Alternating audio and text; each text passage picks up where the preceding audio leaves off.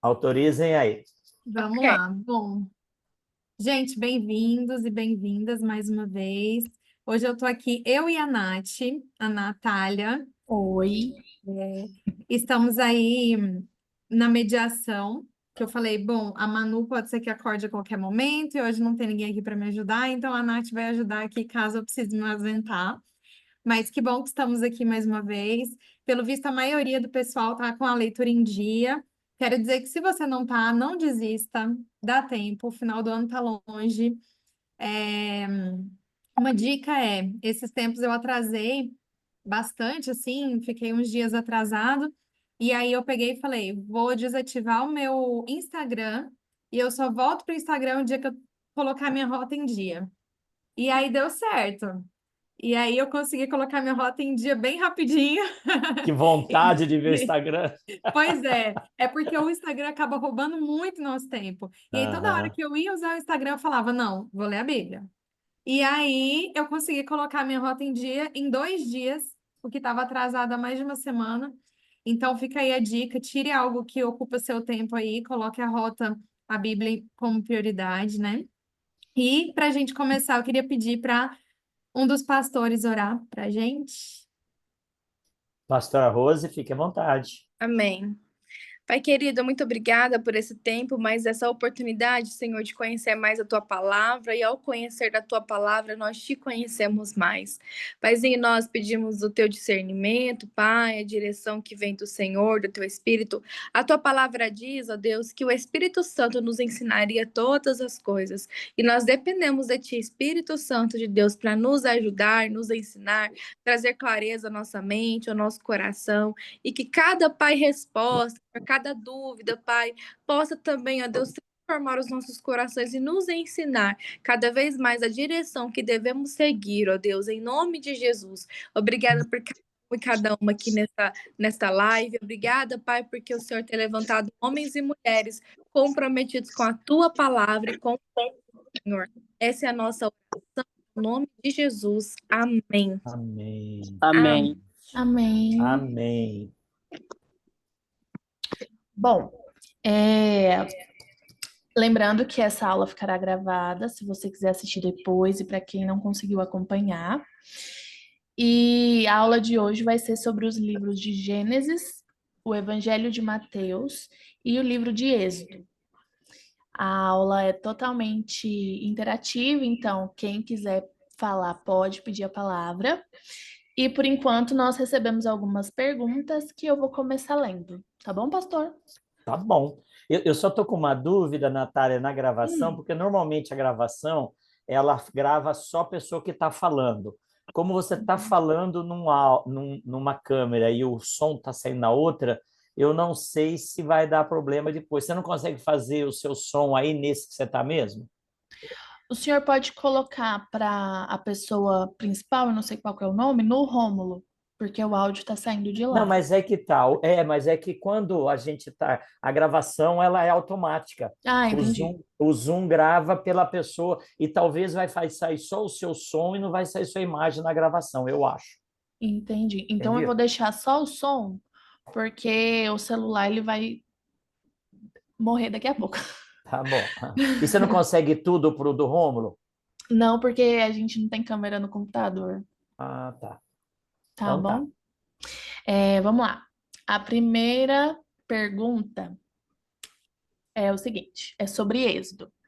Em Êxodo 4 diz que Deus ia matar Moisés. Aí a pessoa perguntou como. Essa é a primeira pergunta. Legal, legal. Posso responder, pastora? Fique à vontade, pastor. Tá. Meus irmãos e irmãs, graça e paz, que bênção estarmos juntos em mais um Rota 66 e que bom estar com vocês aqui ao vivo, depois na gravação também. Bom, a pergunta sobre o fato de Deus ter aparecido para Moisés para matar Moisés, né? Isso está lá em Êxodo capítulo de número 4, está no verso de número, isso é um texto que eu gosto muito quando eu vou falar sobre batismo, né? Atos 4, Êxodo capítulo 4, nos versos número 24, está escrito assim: estando Moisés no caminho, numa estalagem, encontrou o Senhor e o quis matar. Então Zípora tomou uma pedra aguda, cortou o prepúcio do seu filho, lançou aos pés de Moisés e lhe disse: sem dúvida, tu és para mim um esposo sanguinário. Assim o Senhor o deixou. Ela disse: esposo sanguinário, por causa da circuncisão. Então, queridos, o que esse texto nos apresenta aqui? Ele está falando de quando Moisés estava voltando para o Egito para libertar o povo de Israel. E o texto nos diz que Deus mandou um recado para o faraó: ou você deixa o meu povo sair, ou você vai perder o seu filho mais velho, o seu primogênito. Então, já que você não libera o meu primogênito, eu também não vou deixar você continuar com o seu primogênito. E aí, quando o povo, Moisés está indo, qual era a marca do povo de Deus? A circuncisão, desde Abraão, Isaque. Moisés era circuncidado, mas o filho de Moisés não estava circuncidado. Alguns exegetas advogam a ideia que Zípora, lembra que Zípora é filha do sacerdote de Midian, dos midianitas lá, do Jetro? Então a Zípora não quis circuncidar o filho. Alguns defendem essa ideia. E aí, quando eles estão indo para o Egito, Deus aparece para cumprir a palavra dele que ele tinha dito, que aqueles que não tivessem a marca seriam mortos. E aí o texto nos diz que Moisés ele está indo para o Egito, mas não há circuncisão de proteção. E aí, quando a mulher de Moisés percebe a gravidade, meio que ela concorda: tá bom, então batiza a criança, né? E aí Moisés pega uma pedra pontiaguda e faz a circuncisão do filho. O que isso aponta para nós? A importância da marca do povo de Deus. Todos os homens, todo o povo de Deus que saiu do Egito era circuncidado. Então, as 10 pragas, em especial a última, que foi a morte dos primogênitos, não teve efeito sobre o povo de Deus, porque o povo de Deus tinha marca. Quando a gente fala que Deus mandou passar o sangue na porta e proteger, que é a Páscoa do Senhor, o que livrou o povo da morte não foi só a Páscoa, o sangue passado na porta, foi a circuncisão também. Então, Moisés estava indo para libertar o povo, mas o filho dele não era circuncidado. E por causa disso, Deus estava trazendo juízo para ele. E ele, então, através da concordância da esposa, que a princípio talvez existisse, ele fez a circuncisão. O que isso tem a ver? No Antigo Testamento, o povo judeu, descendente de Abraão, tinha 2 marcas que libertava o povo: a circuncisão e a Páscoa. No Novo Testamento, o povo de Deus é a igreja, também descendente de Abraão pela fé no único Deus monoteísta, né? E quais são as marcas do povo de Deus no Novo Testamento que nós chamamos de sacramento? O batismo e a ceia. O batismo substituiu a circuncisão e a ceia substituiu a Páscoa. Então, resumindo, quem não tem a marca da graça de Deus na sua vida, ele não tem a salvação. Não é a marca que salva, mas a marca identifica quem recebeu a graça, quem tem a salvação. Entenderam? Não sei se foi claro, eu poderia fazer muito mais coisa, mas senão eu vou ficar só nesse texto. Pastor, como reforça, né, o compromisso que Deus tem com a palavra dele também, assim. Deus não é homem para mentir, nem filho do homem para se arrepender. E isso já desde o princípio, Deus ele reforça: eu tenho compromisso com a minha palavra. Amém, amém. A importância disso.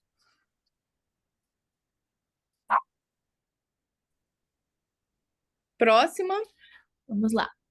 A próxima pergunta é: como os magos do Egito conseguiram fazer a água virar sangue igual Moisés? E o cajado virar cobra?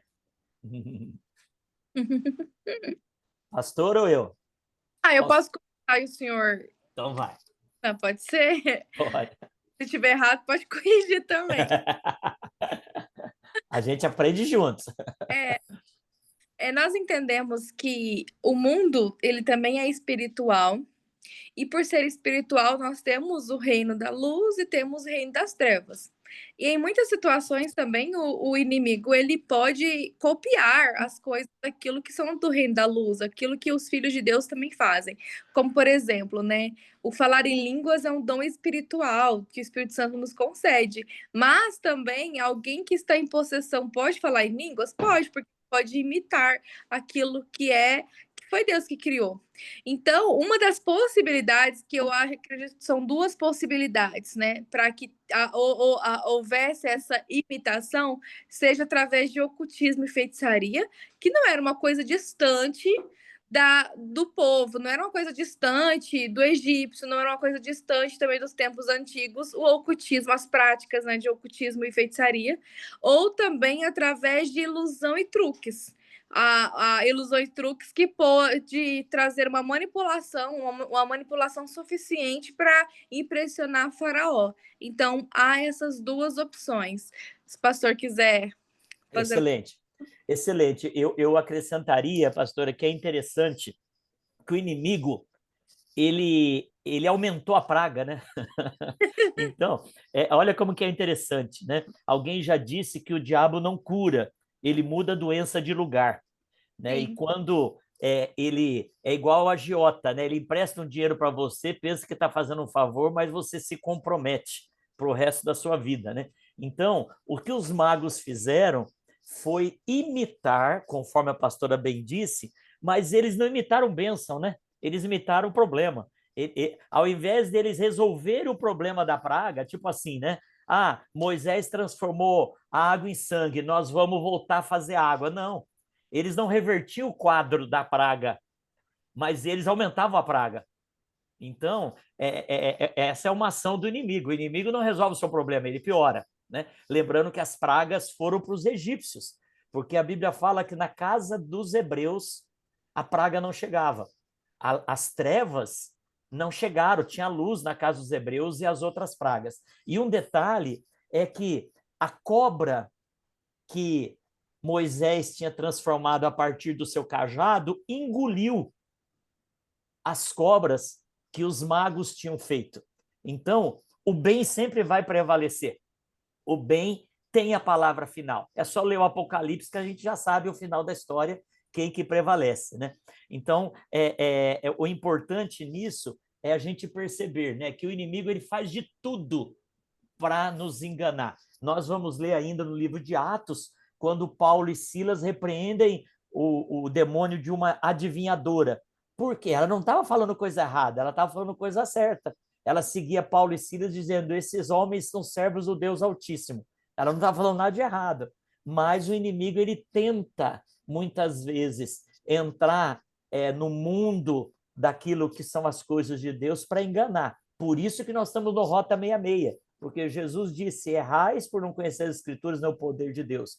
Então, através disso, nós vamos saber discernir o que é mágica, ocultista, do que é milagre do poder de Deus. E o milagre vai engolir a mágica.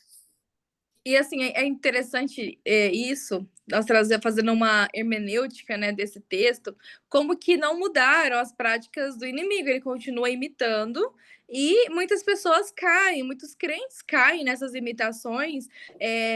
Eu já presenciei muitas vezes pessoas que aparentemente pareciam ser profetas do Senhor, mas aquilo que eles faziam e aquilo que eles falavam não comungava com a palavra de Deus, e por conhecer a palavra de Deus, olhei e falei, isso aqui não é de Deus. Mas muitas pessoas, por ver as maravilhas, ficavam, nossa, é de Deus sim, que legal.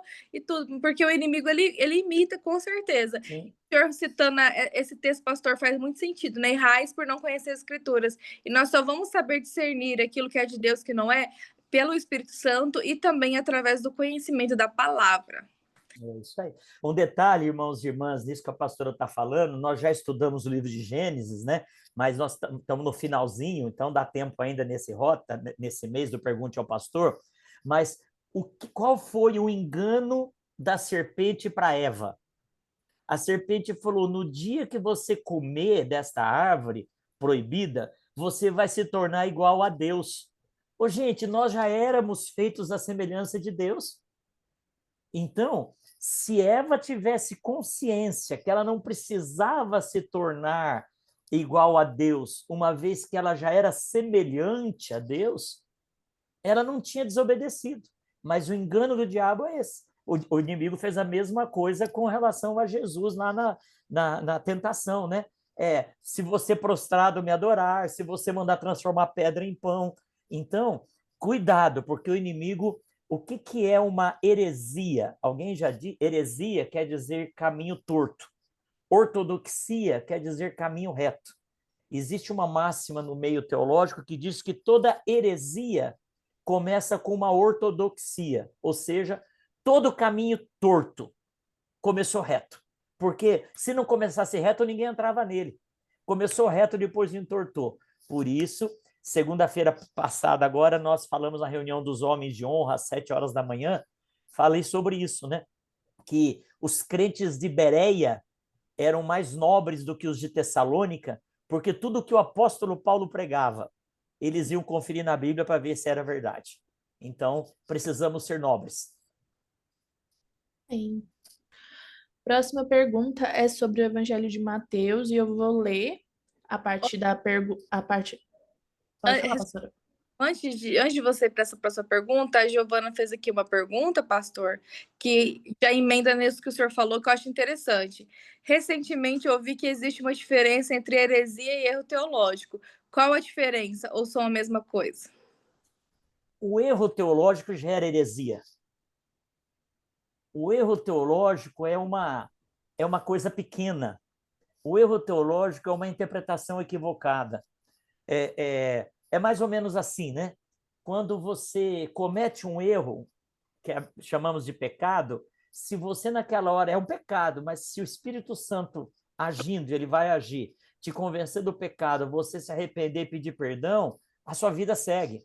Agora, quando eu permaneço no pecado, quando eu permaneço no errado, aí o livro de Hebreus fala que chega uma hora que já não existe mais sacrifício pelo meu pecado. Então, o erro teológico é uma coisa pequena, é uma má interpretação, é não aplicar os princípios hermenêuticos exegéticos, e isso pode desencadear um processo que vai levar para uma heresia. Eu diria assim, o erro teológico é o primeiro passo, a heresia é a caminhada toda. Um exemplo, uma vez uma pessoa que eu estava discipulando me falou assim, pastora, eu li que não pode beber do sangue, né, beber sangue humano, mas eu li na Bíblia lá que fala assim, que Moisés pegou e tomou o sangue para aspergir lá no momento do sacrifício, e ela entendeu que ele tinha tomado. Aí, assim, foi um erro de interpretação teológica, porque ela entendeu a palavra errada. Se tornaria uma heresia se a partir daquele momento ela abrisse uma religião que falasse assim, olha, nós somos cristãos e tudo, só que a gente bebe o sangue porque Moisés tomou do sangue. Seria mais ou menos isso, pastor, para ilustrar? Legal. Vai, agora pode continuar, Nath. Tá bom. Eu vou ler a parte que a pessoa mencionou, que é o capítulo 5, do 38 ao 42. Na minha Bíblia, Mateus 5, 38 a 42. Na minha Bíblia, esse pedaço tem um título que é Jamais use a vingança. Ouvistes o que foi dito, olho por olho e dente por dente. Eu, porém, vos digo, não resistais ao perverso. Mas se alguém te ofender com tapa na face direita, volta-lhe também a outra. E se alguém quiser processar-te e tirar-te a túnica, deixa que leve também a capa. Assim, se alguém te forçar a andar 1 milha, vai com ele 2. Dá a quem te pedir e não te desvies de quem deseja que lhe emprestes algo. Aí a pergunta é, como se dá na prática hoje? Legal. Queridos, esse texto é interessante, que Jesus, ele o tempo todo, ele afirma que ele não veio revogar as leis, ele veio cumpri-las. E ao cumpri-las, ele cumpriu do jeito correto. E por isso que em todas elas, quando ele era questionado pelos fariseus, saduceus, pelos zelotes, ele sempre falava o eu, porém, vos digo. Ele não mudou a lei. O eu, porém, vos digo é uma releitura correta do ponto de vista da razão de tudo, que é o Senhor Jesus, né? Então, quando Jesus está falando dessa questão da vingança, no Antigo Testamento, a vingança ela era praticada pelas pessoas. Então, se alguém desse um soco em mim e quebrasse um dente, o limite da minha vingança seria dar um soco na pessoa para quebrar somente um dente. Então, a lei olho por olho, dente por dente, ela é uma lei limitadora de uma vingança exacerbada. Então, você não vai se vingar de um mal que fizeram contra você, além daquilo que foi a medida do seu mal. Então, olho por olho e dente por dente. Em outras palavras, só olho por olho, só dente por dente. Aí Jesus vem e ele fala, eu porém vos digo, que é o mesmo princípio que ele usou lá para a mulher adúltera no capítulo 8 de João, quando ele fala assim, olha, querem executar a lei, tudo bem, mas a lei diz que para executar, você não pode estar falhando com ela. Como você vai executar uma lei e reivindicar a obediência a uma lei e punir alguém por não obedecer se você está em desobediência? E ele fala que quem não tem pecado, atire a primeira pedra, ou seja, quem não tem pecado, eu execute a lei. Como que eu vou me vingar de alguém se eu também estou devendo? Então, quando Jesus fala, eu porém vos digo, Paulo fala sobre isso em Romanos, se vocês quiserem anotar, eu só vou citar, né? Romanos capítulo 12, 17, Paulo fala assim, não torneis a ninguém mal por mal, que é a vingança. Esforçai-vos por fazer o bem perante todos os homens. Se possível, quando depender de vós, tende paz com todos os homens. Não vos vingueis a vós mesmos, amados, mas dai lugar à ira, porque está escrito, a mim me pertence a vingança, e eu retribuirei, diz o Senhor. Pelo contrário, se o teu inimigo tiver fome, dá-lhe de comer. Se ele tiver sede, dá-lhe de beber. Porque fazendo isso, você amontoa brasas vivas sobre a cabeça dele. Não te deixes vencer do mal, mas vence o mal com o bem. Então, queridos irmãos e irmãs, a lei da vingança, a lei do que aquilo come plantar, ele vai colher, a lei da ação e reação, ela existe. Agora, quem vai cumprir a lei? Jesus falou, é Deus, porque Deus é o justo juiz.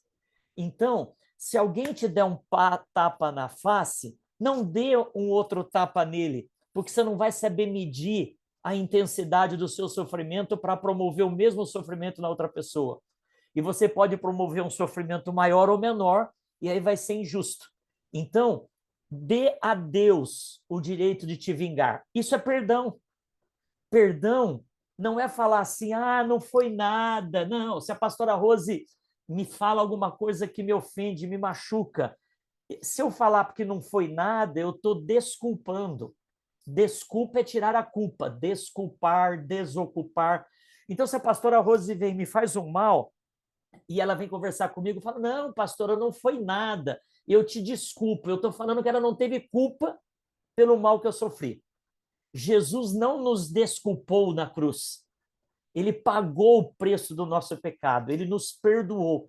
Então, perdão é pagar a dívida de alguém. Então, se a pastora Rosa está devendo para mim e eu vou me vingar, eu estou cobrando a dívida dela. Eu não vou saber cobrar o valor exato. Quanto vale uma traição? Ninguém sabe. Quanto vale um mal que alguém te faz? Não tem como medir. Segunda-feira, a pastora deu uma aula para os pais dos adolescentes falando sobre comunicação não violenta. E ela falou que a empatia, traduz o que é empatia para nós, pastora, já que ninguém consegue entender, né? Abre o seu microfone. Empatia. Então, empatia, nós não conseguimos. Todo mundo fala assim, empatia é se colocar no lugar do outro.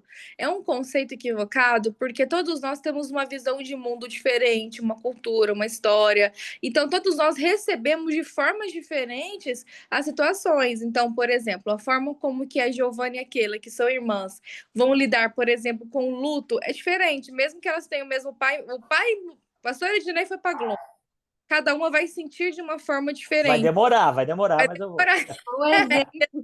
Que exemplo carro. Isso é prova que ela foi pegada de surpresa, né, gente? Se ela tivesse pensado nisso, falado isso.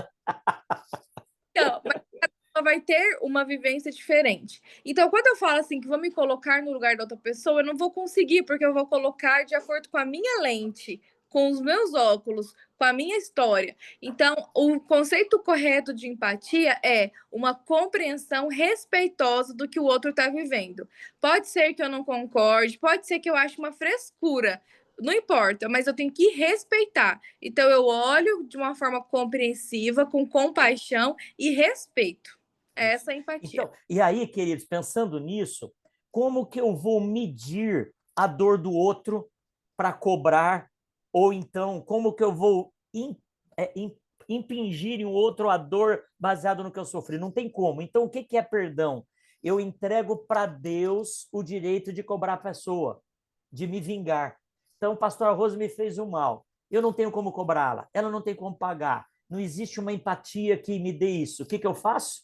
Eu entrego para Jesus. Eu libero a pastora Rose da dívida que ela tem comigo. Ela passa a dever agora para o Senhor Jesus. Isso é perdão. Então, a vingança existe.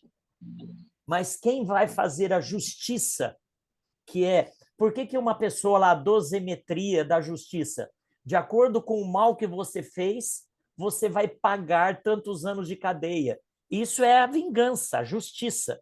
Só que ninguém consegue ser justo juiz 100%.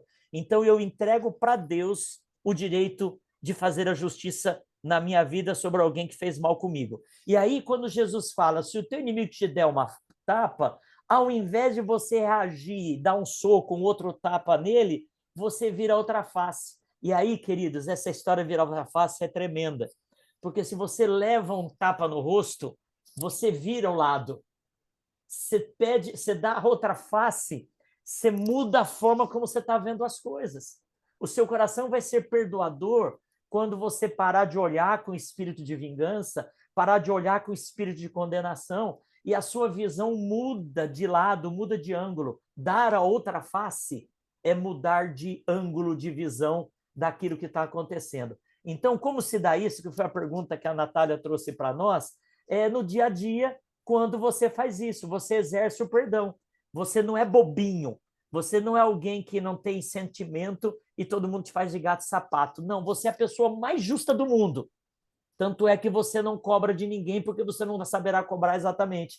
Você entrega para Jesus. Da outra face, é perdoar entregando a pessoa para Jesus, para que Jesus a cobre.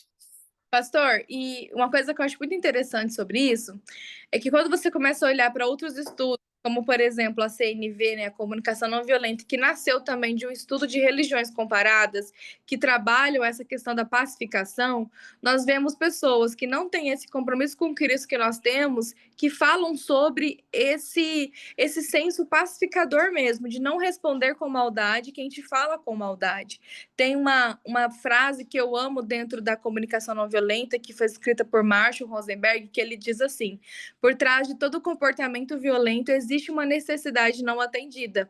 Então, como cristãos, no nosso dia a dia, nós devemos olhar aquilo que está além das palavras, aquilo que está além dos comportamentos. Então, todos têm as suas limitações, as suas feridas, os seus traumas, pelos quais eles se comportam da forma que se comportam. E como nós que carregamos Jesus, em nós temos que ser essa diferença e enxergar dessa forma. Se até o ímpio consegue ter essa sensibilidade e às vezes consegue ter tanta sensibilidade de criar estratégias, abordagens para nos ajudar a pensar dessa forma, quanto mais nós que carregamos Jesus. Amém, amém, amém. Amém. Lá em Mateus, a gente encontra muitas parábolas, né? E aí a gente recebeu algumas perguntas sobre parábolas. E aí a gente queria primeiro ouvir de vocês, pastores, um panorama geral, assim, né? Qual que é o propósito das parábolas? Por que que Jesus falava sobre, através das parábolas? E especificamente, uma pessoa trouxe uma pergunta sobre a explicação da parábola dos talentos. Se vocês puderem falar um pouquinho melhor sobre ela. Jóia. Então, vou falar sobre parábolas e a pastora fala sobre os talentos. Pode ser, pastora? Queridos, ensinar sobre parábolas é um paradoxo, porque era um jeito fácil de ensinar e a Bíblia está escrito que Jesus falava em parábolas para a turma não entender. Olha que coisa maluca, né? A parábola é uma metáfora. O que é uma metáfora? É quando, numa forma didática, você coloca uma coisa conhecida do lado de algo desconhecido e, por comparação, você transmite ensinamentos, conhecimentos. Então, uma metáfora estendida é uma parábola, é uma historinha. Então, quando a Bíblia fala Jesus é a porta, isso é uma metáfora. Para que serve a porta? Se aplica para aquilo que Jesus serve. A porta serve para passagem, a porta serve para proteção, a porta serve para livramento, Jesus serve para essas coisas. Então, uma metáfora é quando fala Jesus é a porta, Jesus é o bom pastor, são metáforas. Agora, quando Jesus conta uma historinha com o reino dos céus é semelhante a um homem que saiu à procura da sua ovelha perdida. Aí é uma parábola, que é uma história ilustrativa sobre uma comparação. Então, por que Jesus, a Bíblia fala que ele ensinava sobre com parábolas para que fosse mistério? Porque, queridos, Jesus ele era chamado mestre, ele era um rabino. E os rabinos naquela época se orgulhavam de ensinar coisas difíceis. Os rabinos se orgulhavam de serem os doutores da lei. Eles faziam interpretações de leis, o Talmud, o Midrash, são escritos que eram escritos rabínicos para interpretar os 10 mandamentos, as tradições. Então, ser um rabino era ser... Vou dar um exemplo para ilustrar. Nós temos aqui alguns advogados. Você já viu quando um juiz, lá no STF, vai ler uma sentença? Ele usa uma linguagem tão rebuscada que nós, meros mortais, não entendemos nada do que ele falou. A gente fica olhando e fala, e aí, no final, a pessoa foi condenada ou foi absolvida? Porque eles usam uma linguagem erudita, antiga, uma linguagem técnica. Então, quando Jesus fala assim, eu vou contar uma historinha dos 3 porquinhos, que é uma ideia da parábola, é para os doutores da lei ficarem sem entender nada. Porque se Jesus falasse de uma forma legalista, de uma forma acadêmica, segundo, por exemplo, Paulo fala assim, eu aprendi aos pés de Gamaliel, né, que era o grande rabino da época. Então, Jesus ele falava por parábola para enganar os doutores, ou para confundir os doutores. Mas também ele falava em parábola para explicar para os indoutos, para o povo igual a mim e a você, que entende o pescador nunca tinha sentado aos pés de um rabino, mas se ele ouvisse alguém contando uma historinha de pescaria, ele ia entender. Então, a parábola tem esse objetivo, confundir os doutores e dar entendimento para os pequeninos. Perfeito, pastor.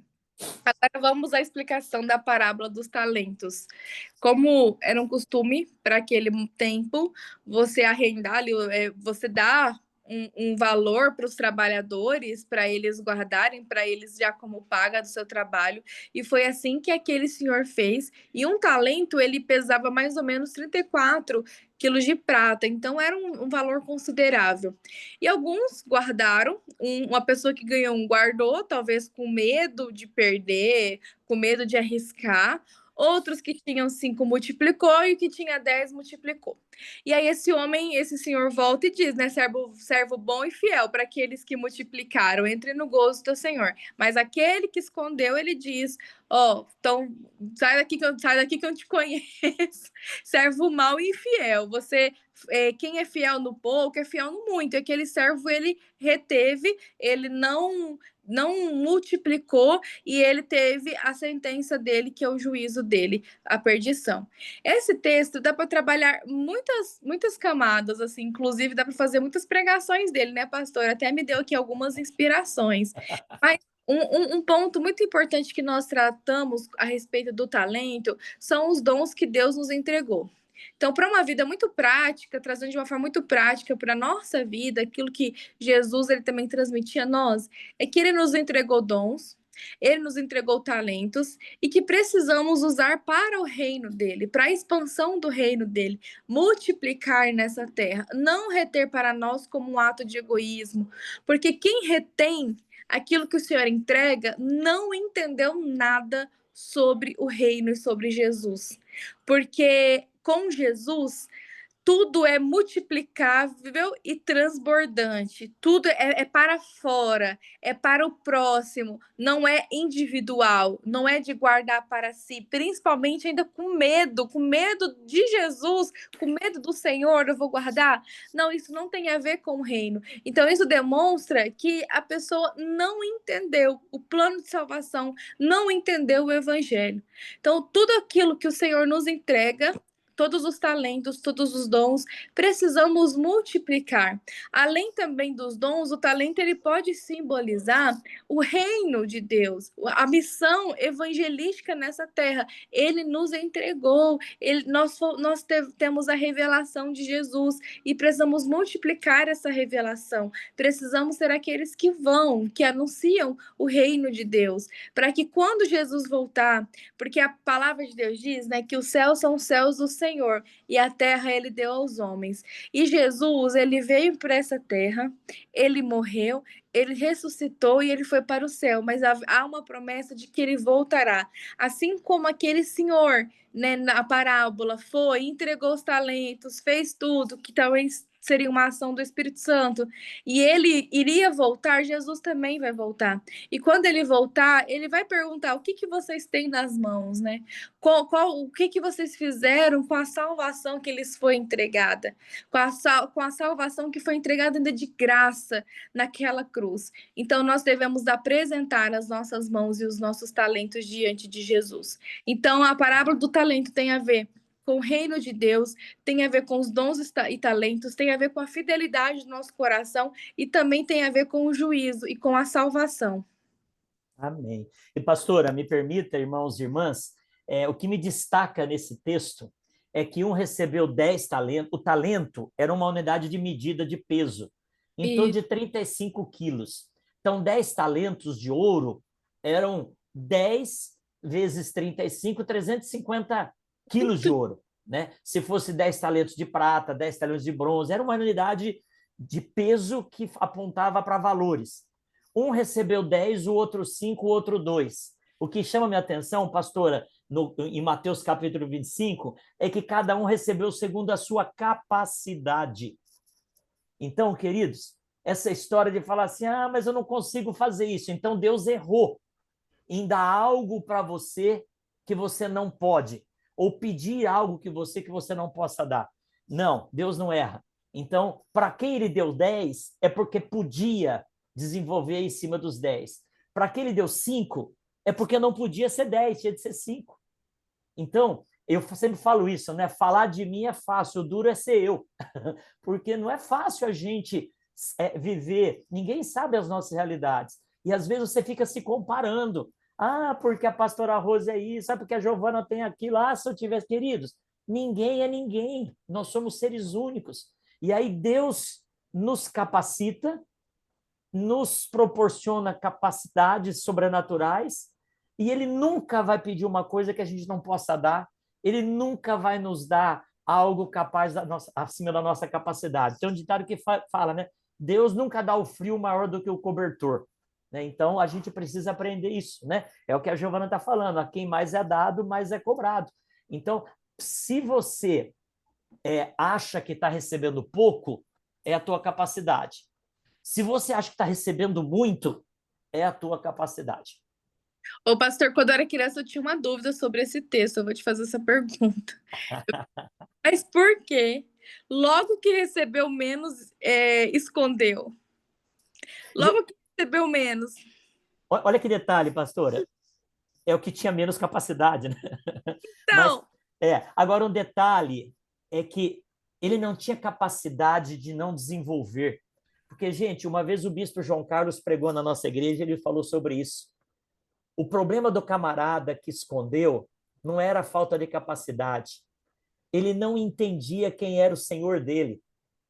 Ele achava que o senhor dele era vingativo, era corrupto, ele cobrava o que não tinha dado, ele tinha medo do senhor dele. Então, quando eu desenvolvo uma relação com meu Deus nesses moldes, eu vou viver escondido, escondendo. Agora, se ele visse o Deus dele como um pai amoroso, ele não ia ficar preocupado com o pai punitivo que ele via, né? E ele gastou mais energia, presta atenção nisso, pessoal. O cara gastou muita energia para esconder do que para multiplicar. Porque como que você vai esconder 2 talentos, né? Que talvez seja aí 70 quilos de ouro? Você tem de procurar um lugar bom, você tem de fazer um buraco, enterrar, tem de marcar bem, fazer um mapa, viver vigiando para ninguém roubar. Para pensar, ele não ficou em casa sem fazer nada. Ele não era preguiçoso. Ele trabalhou muito, mas trabalhou em vão, porque ele servia por subserviência e não por resposta ao amor.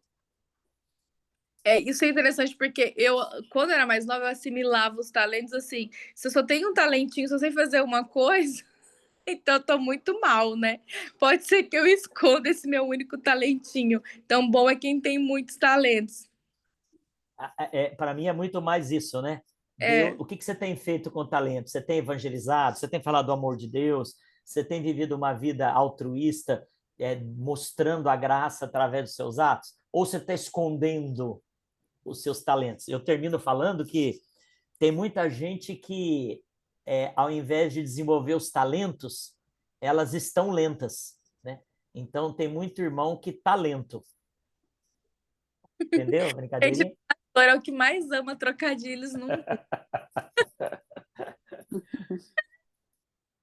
Pode seguir, meninas. Tá bom. A próxima pergunta, ela é referente ao Mateus ainda, no Evangelho de Mateus, ao capítulo 19, na parte que Jesus fala sobre o casamento e o divórcio. A pergunta é o seguinte: eunucos de nascença é igual o caso de homossexuais que desde muito cedo, bem crianças, demonstram o homossexualismo? Há homossexuais que nascem homossexuais e Deus abomina? Essa é a pergunta. Boa pergunta, boa pergunta. Queridos irmãos e irmãs, o eunuco na Bíblia era alguém que ele não desenvolvia, por N fatores que o próprio texto fala, a sexualidade dele. Todos nós temos uma energia sexual, né? A pessoa que decide ser celibatária, ou seja, não desenvolver uma vida sexualmente ativa, se relacionando com outra pessoa, ela canaliza a força, a paixão, a energia sexual para outras coisas. Então, ela pode desenvolver ação social, ajuda ao próximo, N jeitos de você canalizar a sua energia sexual para outras coisas. Isso, na psicanálise, na psicologia, pode ser chamado de sublimação. Então, se você não pode ou não quer desenvolver uma vida sexualmente ativa por N motivos, você sublima. E o oposto da sublimação, quando você consome a sua energia sexual de forma errada, é a perversão. Então, o que eu faço com a energia sexual que eu tenho? Ou, se eu não puder desenvolvê-la, desempenhá-la com a minha esposa, eu posso sublimar, que é consumi-la fazendo outras coisas, ou me gastar fazendo alguma coisa, ou então perversão, que aí é o errado, né? Que a gente vê tanto problema de pornografia e masturbação e pedofilia, tantas coisas erradas por aí.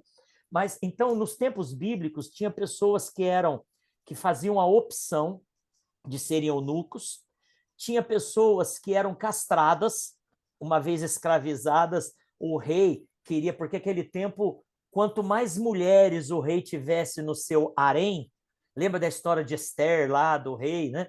Quanto mais mulheres o rei tivesse, mais ele era considerado poderoso, machão, e com isso mais ele tinha um nome a ser respeitado. Um rei que era militar, que ganhava muitas guerras, tinha muitas mulheres, ele era temido e respeitado.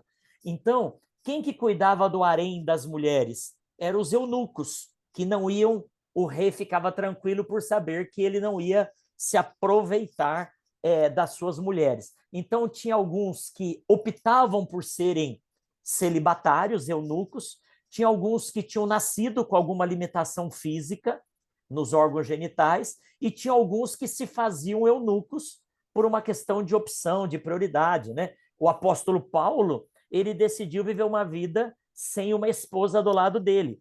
Alguns dizem que ele podia ser viúvo, outros dizem que ele era solteiro, mas ele fez uma opção pelo celibato, né? Então, quando Paulo está falando, Jesus está falando sobre o divórcio aqui, é que Jesus chegou porque aquele tempo o que acontecia? Um homem judeu, se ele não gostasse mais da mulher dele e enjoasse, ele mandava a mulher embora para a casa dos pais e ele podia casar de novo, a mulher não. E aí Jesus fala que aquilo estava errado, que quando alguém repudiasse uma mulher, nem ele nem ela poderiam se casar de novo. Aí os discípulos falam, nossa, então isso é muito complicado para os homens, porque a vida dos homens é muito boa na interpretação que se faz hoje. E Jesus fala, de fato, para alguns é muito complicado, então é melhor não casar. A questão da homossexualidade, que hoje é uma coisa muito presente no mundo atual, a Bíblia fala que depois que de Adão e Eva, que o pecado entrou na humanidade, existem muitas coisas que não saíram conforme o plano original. Deus não planejou dureza de coração, Deus não planejou mentira, Deus não planejou catástrofes, Deus não planejou doenças. Hoje eu estava falando com a irmã Marisa Carelli, da nossa igreja, ela teve um quadro agora de diagnóstico que é uma questão meio familiar, de câncer no ovário. Ela vai começar a fazer quimioterapia para depois fazer uma cirurgia. Pastora Rose, que está conosco aqui, foi curada de câncer no ovário. Então, Deus não planejou isso. Isso tudo é decorrente da humanidade caída. Os adultérios, as prostituições, tudo é decorrente da humanidade caída. E o que a gente precisa discutir ou conversar, o que a Bíblia fala sobre isso. A Bíblia fala que Deus fez homem e mulher originalmente, e que a partir do homem e mulher, com a queda, tudo ficou complicado. Então, não é porque uma pessoa tenha tendências homossexuais por diversos motivos que ela precise assumir essa posição, né? Por exemplo, né, eu sempre dou um exemplo assim, imagine que um rapaz vai entrar na nossa igreja e eu vou acolhê-lo e vou fazer a entrevista para ele ser batizado, e ele fala assim, pastor, eu tenho um probleminha. Eu pergunto, o que que é? Eu sou apaixonado por uma mulher mais velha que eu, é meio complexo de Édipo, e eu sou apaixonado por ela, e o que que eu faço, pastor? Aí eu falo assim, vamos conversar, quem que é essa mulher? Ela pode se casar, ela é solteira? Não, pastor, é a sua esposa. Então imagine que ele chegue para mim e fale que ele é apaixonado pela minha esposa. É um amor dele, é um amor sincero, é um amor bonito dele. Mas eu vou falar para ele, olha, no mínimo você vai ter de falar não para esse seu amor pro resto da vida, porque é um amor proibido, é um amor que vai fazer mal para você. Então, existem amores que nos prejudicam, existem amores que nos fazem mal. E como eu tenho falado ultimamente, a gente não pode viver hoje essa... Tem gente falando que eu estou muito psicanalista hoje, né, Thaís? Corrija aí, Thaís. Eu não posso viver hoje baseado nas minhas emoções só. As minhas emoções, tem de ser feliz a qualquer custo. Quer dizer, então, que se uma pessoa ama a minha esposa, eu vou falar para ela, não, corre atrás de conquistá-la, porque você precisa dar vazão para o seu amor. Não. Então, tem coisas na minha vida que, se eu praticá-las, vão me fazer mal. E não vão fazer mal porque Deus condena. Deus condena porque fazem mal. E se eu quiser fazer, mas eu, por exemplo, né, vou dar um exemplo meu. O meu bisavô, supondo que ele fumou a vida inteira, o meu pai fumou a vida toda, a minha mãe fumou. Eu tenho uma tendência para fumar. Agora, se eu quiser fumar, eu tenho uma boa justificativa. A hora que der o câncer, as minhas justificativas do efizema pulmonar não vão valer para nada. Então, independente das minhas origens, independente dos meus traumas de infância, independente do que me fez chegar a querer o que eu quero hoje, a decisão de continuar querendo ou não e praticar isso é minha. Giovana? Eu ouvi uma frase recentemente, inclusive sobre esse tema, eu indico muito um pastor que fala sobre isso nas redes sociais, que é o Davi Hiker. Os conteúdos dele são excelentes, e ele fala que Deus é amor, mas o amor não é Deus. Então, muitas pessoas falam, colocam tudo em nome do amor, né? Não, se é por amor, é por amor. Se é amor, tá certo. Se é amor, pode. Se é amor, né? E ele fala, Deus é amor, mas o amor não é o Deus. Então, não é tudo que a gente pode justificar por causa do amor, entre aspas. E Joia. Eu coloquei o Instagram dele, é David_Ricker, com K. inclusive, até comprei um curso dele, muito bom. E assim, respondendo também a pergunta, quando a pessoa pergunta se os eunucos são os homossexuais de hoje, a resposta é não, porque os eunucos tinham a ver com a falta dessa questão sexual.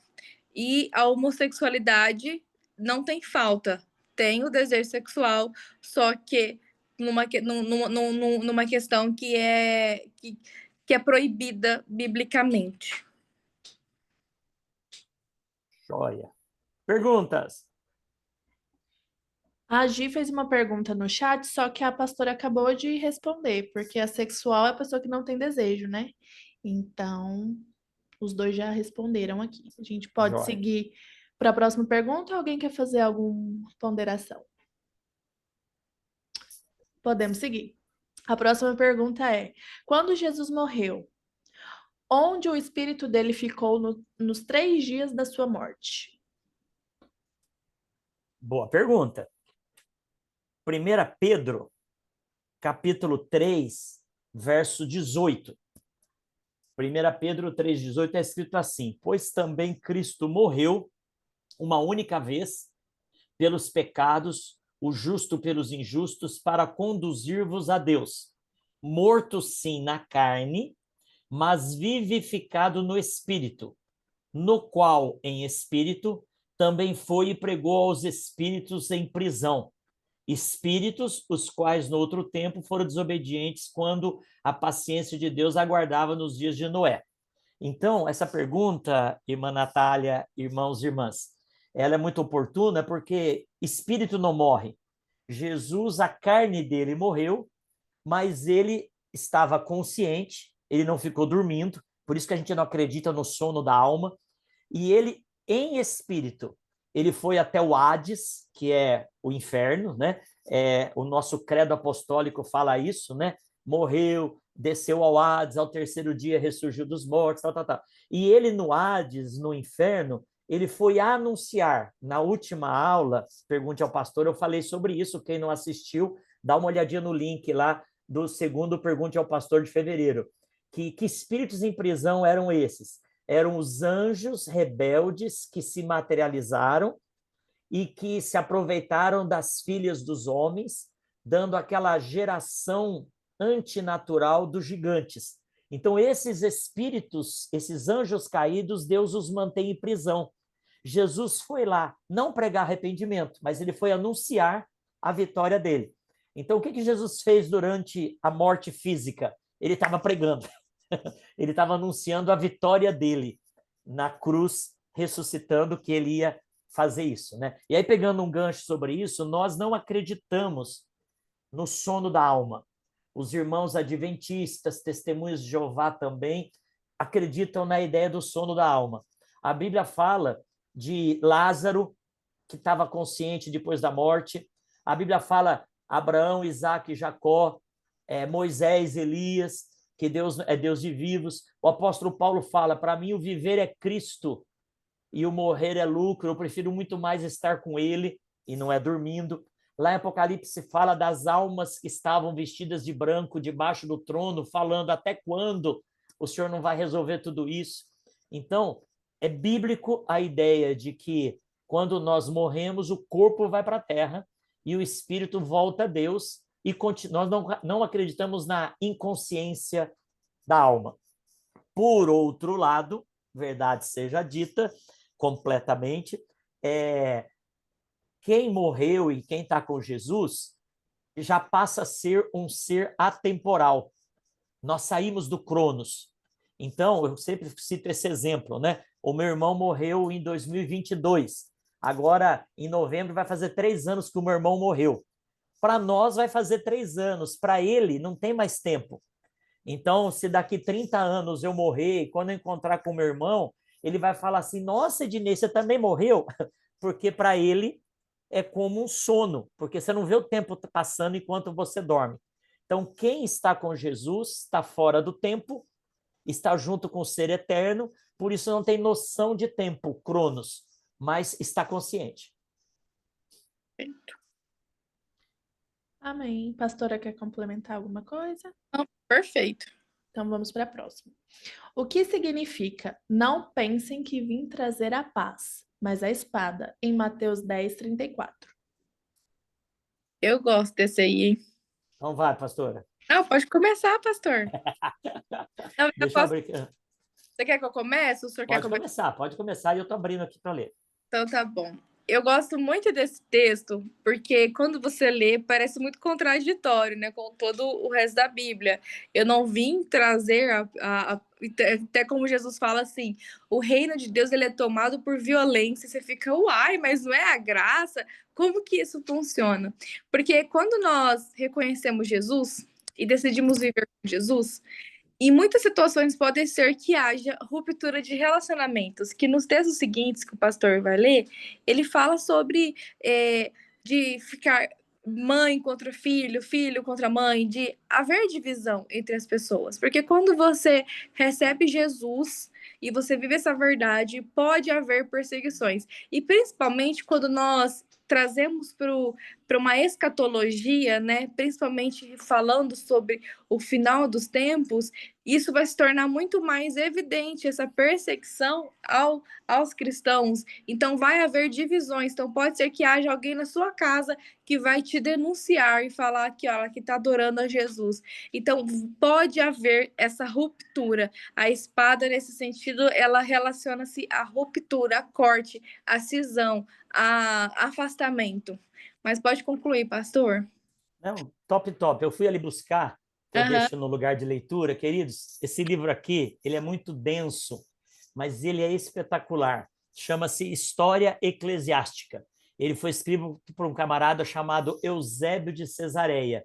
E ele conta a perseguição dos cristãos nos 3 primeiros séculos.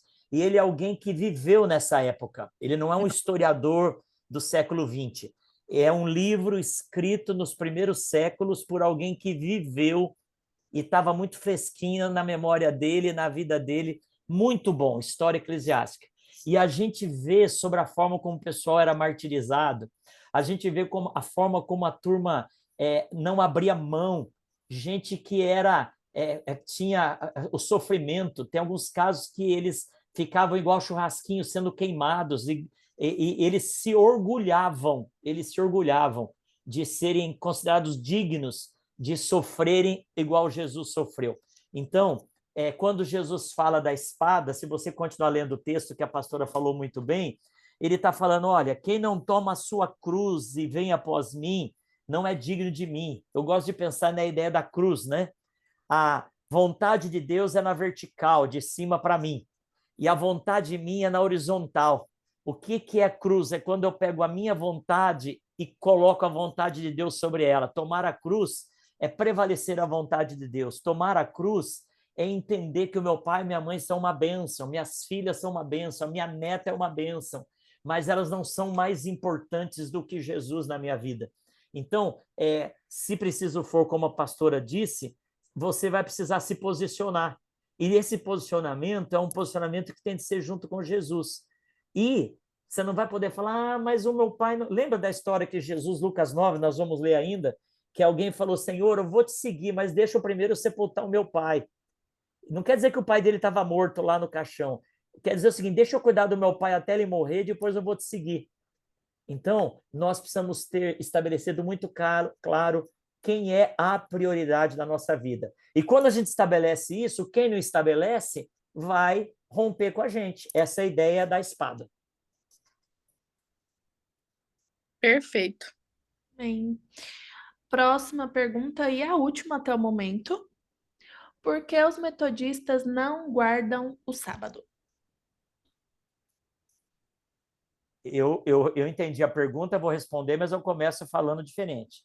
Nós guardamos o sábado. E eu vou explicar isso. Eu entendi a pergunta, né? Aliás, eu nem perguntei, pastor, agora já comecei, pastor, depois você completa.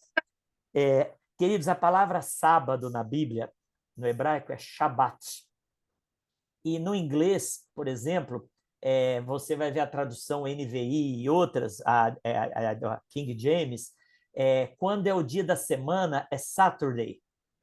Então, na Bíblia de tradução inglesa, de versão inglesa, sábado da semana é Saturday. E sábado da lei de Deus é Shabat. O que é o Shabat? Shabat não quer dizer um dia da semana. Dia de semana é Saturday.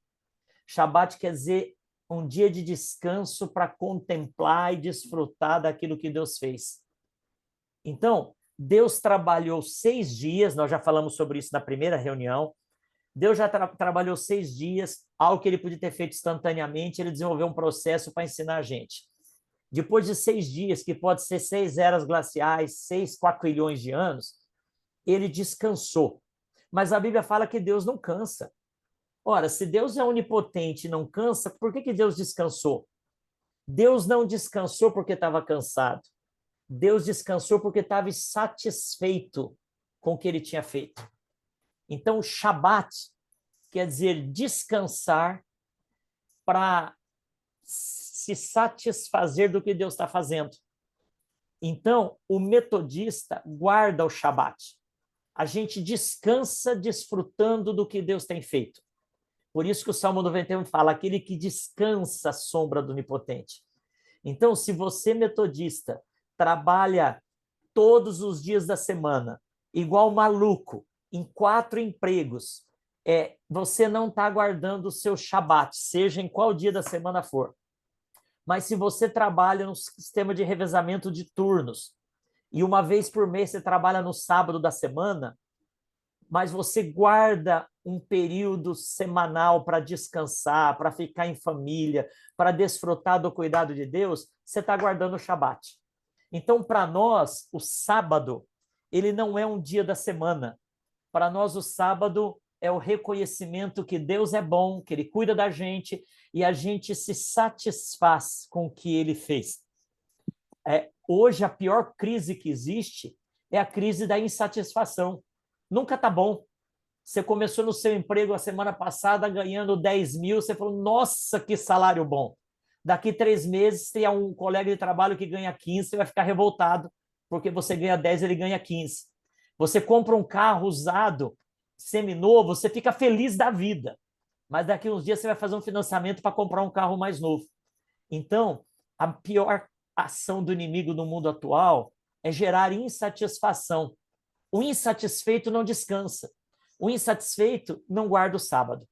Por que nós guardamos não de forma absoluta o domingo? Porque Deus escolheu o domingo para Jesus ressuscitar.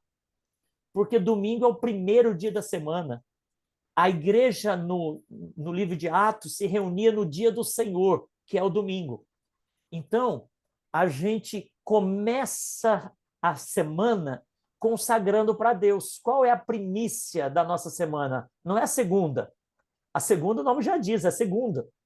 Qual que é o primeiro? Qual que é a primícia? É o domingo. Então, eu consagro para Deus. A primeira coisa que eu vou fazer na semana que está começando, eu vou me voltar para Deus, para minha família. Então, eu vou descansar, desfrutando, satisfeito do que Deus está fazendo no domingo. Agora, a lei, ela a lei, ela carece de interpretações e de subterfúgios. Princípios, não. Então, se esse é o princípio, e no sábado ou no domingo você não pôde descansar porque você trabalha como médico plantonista, então você não está pecando. Você vai descansar outro dia de semana. Agora, se você for um médico, uma médica que trabalha em 8 empregos e vive igual louco, não descansando nunca, você está errado. Pastor, eu quero fazer um adendo, que na verdade nem é um adendo que o senhor falou, só trazendo uma outra explanação. No direito brasileiro, quando não se tem uma lei que verse sobre uma situação específica, o juiz ele aplica algumas outras coisas para poder definir se não tem uma lei, que são os princípios gerais do direito, analogia, costume, doutrinas e jurisprudência. Eu quero focar na parte dos princípios gerais do direito, né? Às vezes pode não ter uma lei ou aquela lei pode ser muito vaga, então se recorre a um princípio para você definir por ela. Eu gosto muito de entender que na palavra de Deus, todas as leis e ordenanças, elas têm princípios por trás. Não é uma lei por si só, não é apenas uma ordem dada para ser cumprida e aquilo ali. Tem um princípio. Então, quando foi colocado o sábado como o dia do Senhor, o dia do descanso, nós temos que entender qual que é o princípio por trás dessa lei, a lei do descanso. Então, o princípio por trás é o princípio de descansar. E para Jesus, o descanso, ele é um princípio importante e imutável. Não tem como nós variarmos ou dizer, não, foi revogado, não tem mais, nós somos debaixo da nova aliança. Porque, na verdade, nenhuma lei foi revogada, porque os princípios por trás de cada lei permaneceram.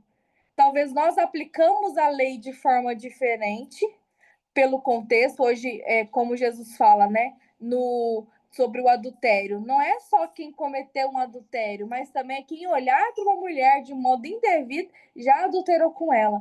Mas nós entendemos o princípio por trás de cada lei. E não só por trás de cada lei, por tudo que nós lemos da palavra de Deus, seja uma história, uma parábola, uma situação, um salmo, uma poesia, existe um princípio ali empregado.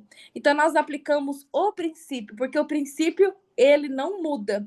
O princípio, como a Vicky e a Fábio colocou aqui, os princípios são imutáveis. Então, o princípio do sábado, ele continua sendo algo real para nós, que é o descanso. E isso, para mim, foi muito forte há um tempo atrás, quando eu entendi que se eu não descanso, eu estou infringindo um princípio bíblico. É um princípio de Deus para as nossas vidas, o descanso. Então, nós vivemos hoje num mundo, o nosso mundo hoje é capitalista, e tá tudo bem, nós gostamos desse modelo. Porém, muitas vezes nós vivemos sob um domínio do trabalho, e parece que se nós não somos produtivos, se nós não acordamos 6 da manhã e fomos dormir à meia-noite, trabalhando, estudando, fazendo, nós somos relaxados, somos ruins, nós não merecemos conquistar as coisas, porque nós vivemos debaixo de um domínio atual de que é produzir, produzir, produzir, produzir. E esse domínio, ele infringe um princípio de Deus para as nossas vidas, que também é o descanso.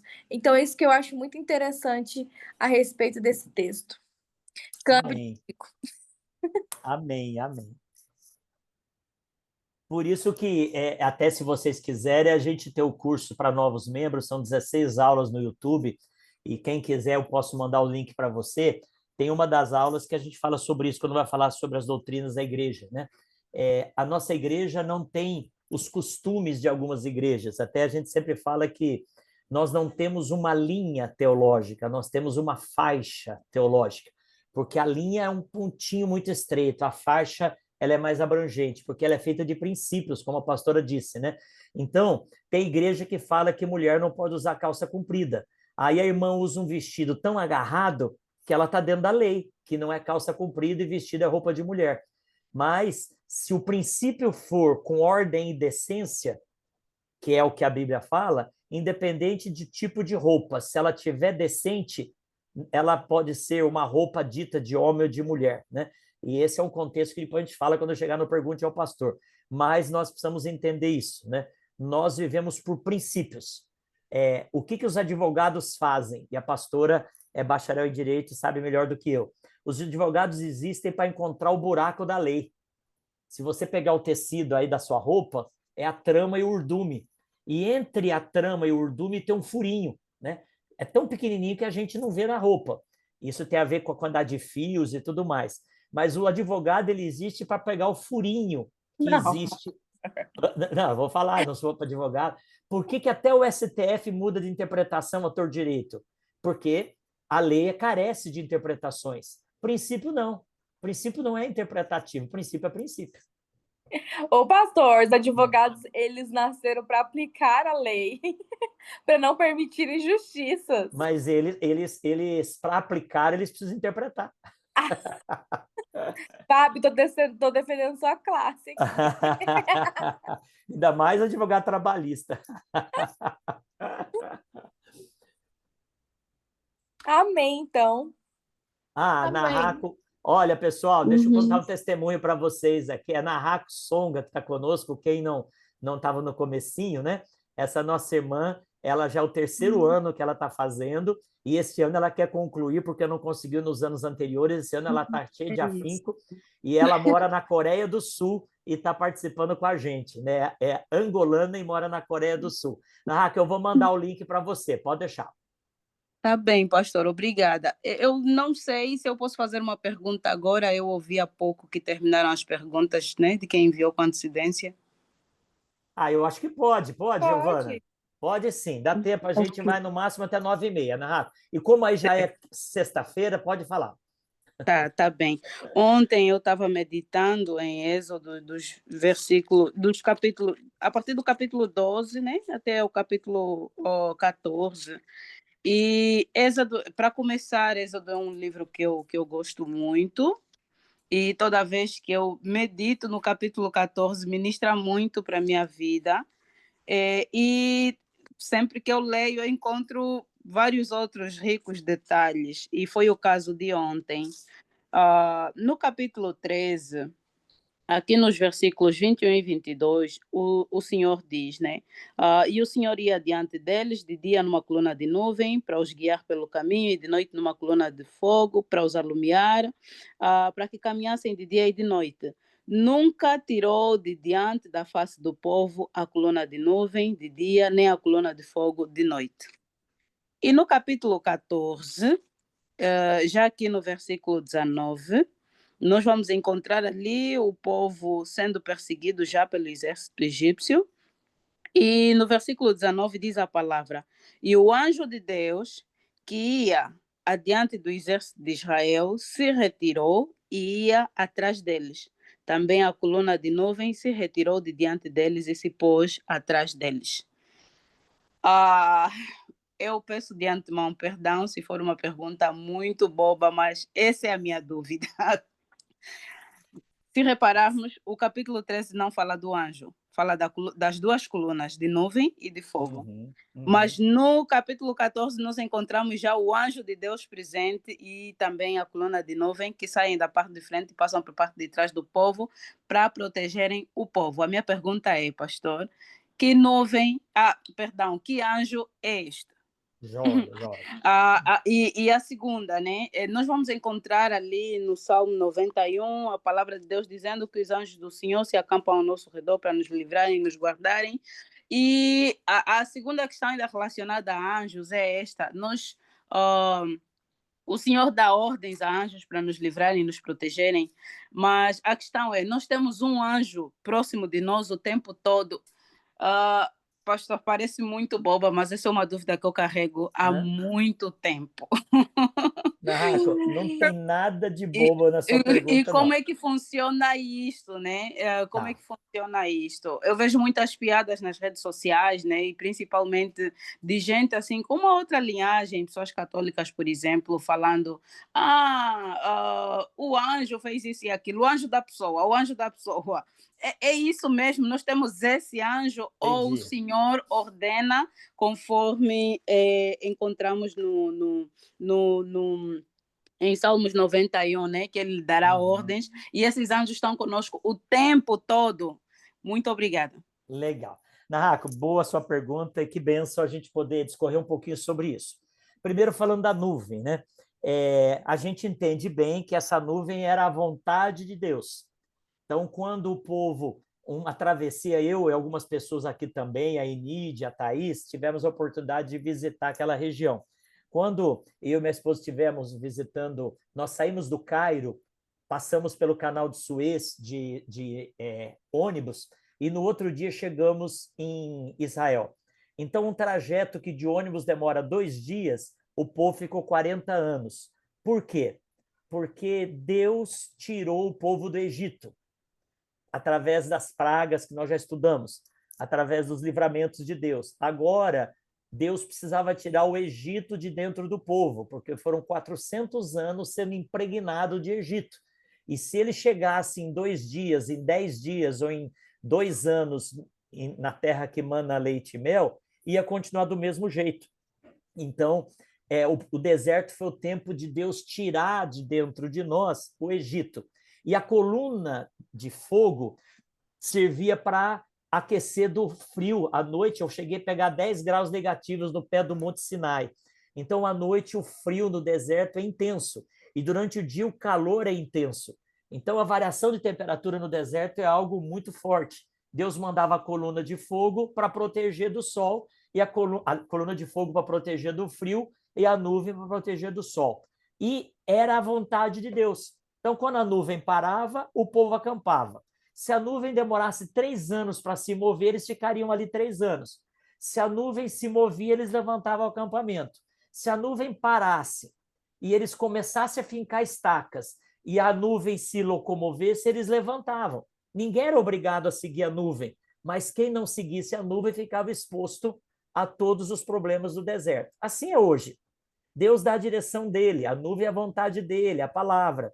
Deus não obriga ninguém a obedecê-lo, mas quem não obedece fica exposto a todo tipo de calor e frio. O anjo que está aí, é interessante quando você fala, Naco, que no primeiro momento era só nuvem, depois aparece o anjo. A Bíblia tem essa revelação progressiva na Bíblia. Você pega a lei lá em Adão e Eva, era uma lei muito simples, muito objetiva. Deus ele vai revelando e nós vamos crescendo espiritualmente. Você vê o Novo Testamento, quando Jesus fala, eu porém vos digo, é uma revelação ampliada das leis do Antigo Testamento. Então, tem um momento que Deus fala da nuvem, depois ele amplia a revelação falando do anjo. Existe na teologia aquilo que nós chamamos de teofania. Fania quer dizer visão, aparição. Theos é Deus.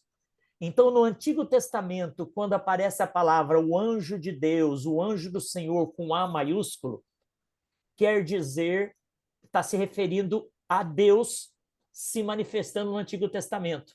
Lembra que Abraão recebeu Deus? Então, quando um anjo recebe adoração, é porque é Deus se manifestando no Antigo Testamento. Porque o anjo, enquanto anjo, não recebe adoração. Então, todas as vezes na Bíblia que fala o anjo do Senhor apareceu, o anjo de Deus apareceu, que é o que está escrito em Êxodo, está se referindo a uma manifestação de Deus no Antigo Testamento. Alguns dizem, Narraco, que essa teofania, na verdade, é uma cristofania, ou seja, uma aparição da segunda pessoa da Trindade antes de se tornar Jesus. Que Jesus, Cristo, o Messias, se tornou homem em Jesus. Antes, a Bíblia fala que tudo foi feito por meio dele, lá em João capítulo 1. E sem ele nada do que foi feito se fez. Então, alguns acreditam que todas as manifestações divinas no Antigo Testamento era Jesus, era o Cristo, antes da sua encarnação. Então, quando você vê o anjo do Senhor, está se referindo a uma pessoa divina, o Pai ou o Filho, que fazem parte da Trindade. E no curso de Novos Membros eu falo sobre Trindade também. Agora, nós acreditamos que não existe um anjo demarcado para o Ednei. Nós não acreditamos nessa ideia do anjo da guarda. A Bíblia não dá respaldo para isso. A Bíblia fala que para cada anjo caído, tem 2 anjos em pé. Então, a Bíblia fala que 1/3 dos anjos caíram. Então, para cada anjo rebelde, tem 2 obedientes. Para cada anjo caído, tem 2 em pé. Só por aí nós já temos o dobro de proteção das hostes do mal. Agora, independente dos anjos, nós temos Deus, que é o Todo-Poderoso. Então, o que a gente acredita? Como diz Hebreus, como diz o Salmo, que Deus envia anjos para ministrar. Então, nós cremos que Deus coloca anjos para nos proteger. Até eu sempre brinco que quando uma criança cai, leva um tombo, foi na troca da guarda. Então, o anjo estava saindo um para entrar outro no revezamento do turno, foi quando a criança bateu a cabeça e machucou. Mas, brincadeiras à parte, nós cremos que os anjos trabalham para Deus em nosso favor. Não que Deus precise, mas ele usa. Então, a Igreja Católica ora para o anjo, pede para o anjo. Nós não cremos assim, não é a nossa prática protestante evangélica. A gente fala para Deus e Deus manda o anjo. Então a gente fala, Deus, envia os teus anjos para me proteger nessa viagem.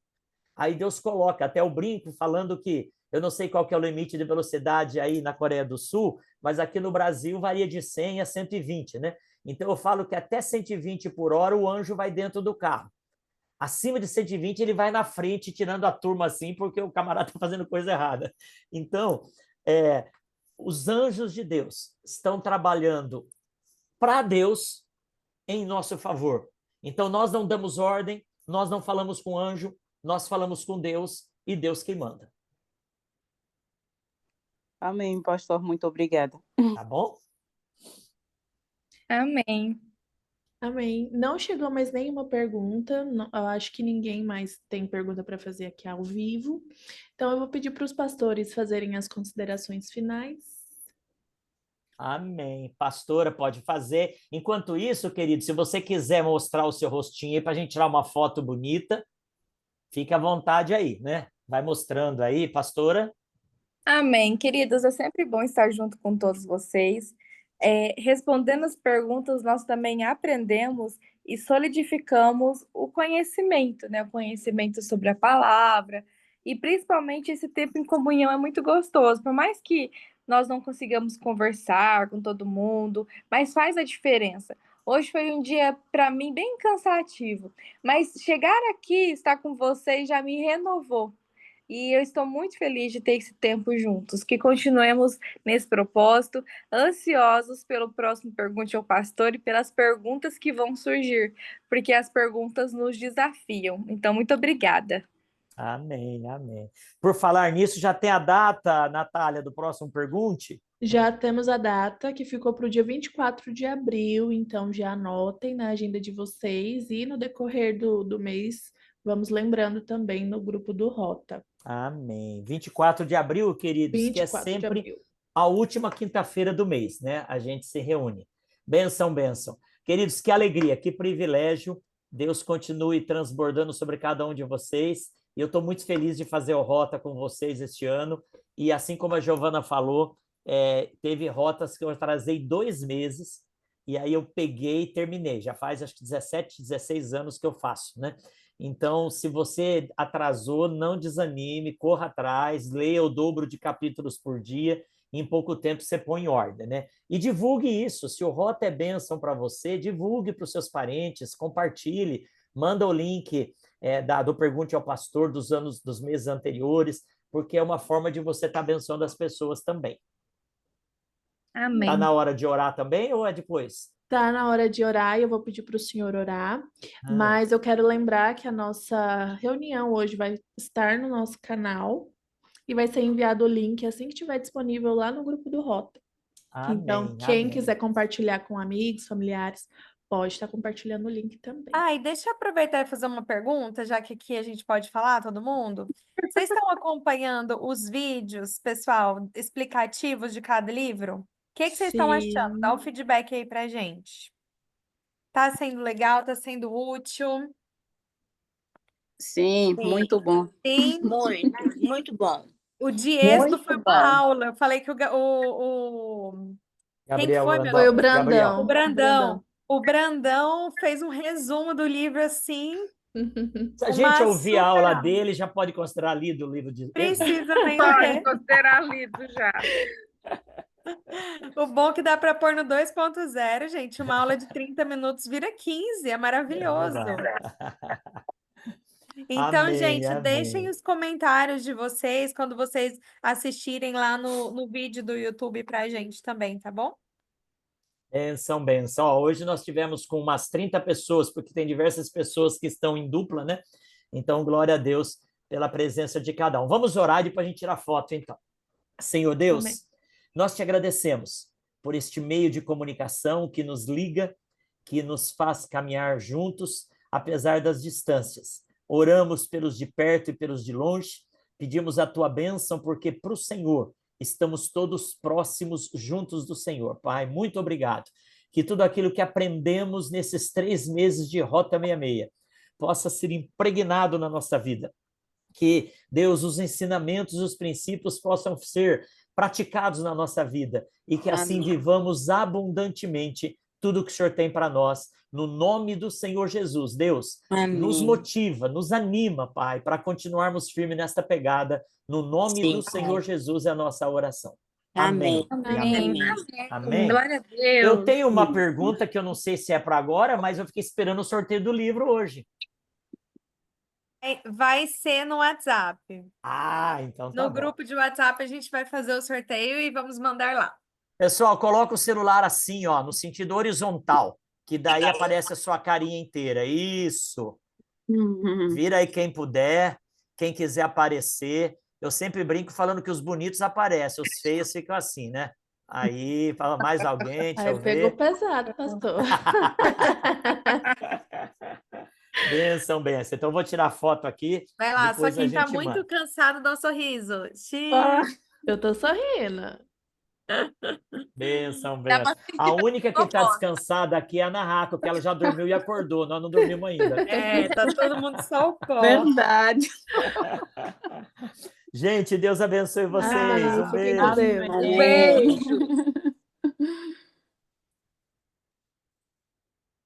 Ai.